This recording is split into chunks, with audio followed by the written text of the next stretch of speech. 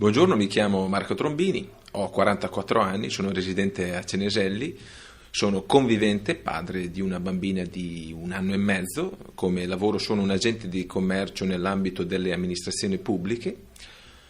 Attualmente sono sindaco e consigliere provinciale, sindaco al secondo mandato, mi candido per la lista civica per Monti al Senato in quota Futuro e Libertà.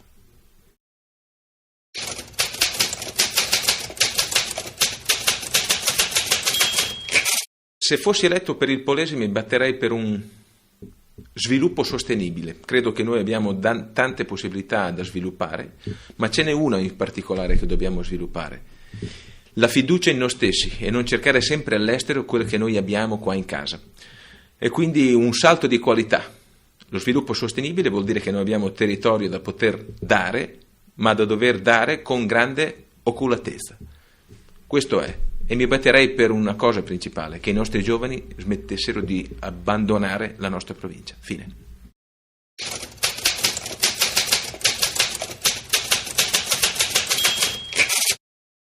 Le 5 cose principali che ha bisogno l'Italia, secondo me, sono tutte collegate, non sono 5 cose a comparti stagni. In questa campagna elettorale non ho mai sentito parlare di ambiente. Ed è una cosa importante perché noi ci viviamo in questa terra, nella terra oltre che nella nostra provincia e nella terra nella nostra Italia. Equità. L'equità poi si esprime in quali sistemi?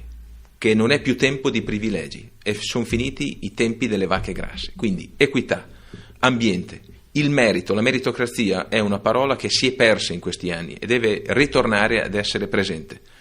L'agricoltura non si chiama settore primario per caso, è primario da sempre e quindi bisogna ritornare a voler bene la nostra agricoltura perché attraverso una buona agricoltura c'è una buona gestione del territorio e il miglioramento della macchina pubblica, che non è una chimera, ci sono sistemi da tempo utilizzati anche nei piccoli comuni che vanno sfruttati anche nella sede centrale di Roma, non sono intoccabili.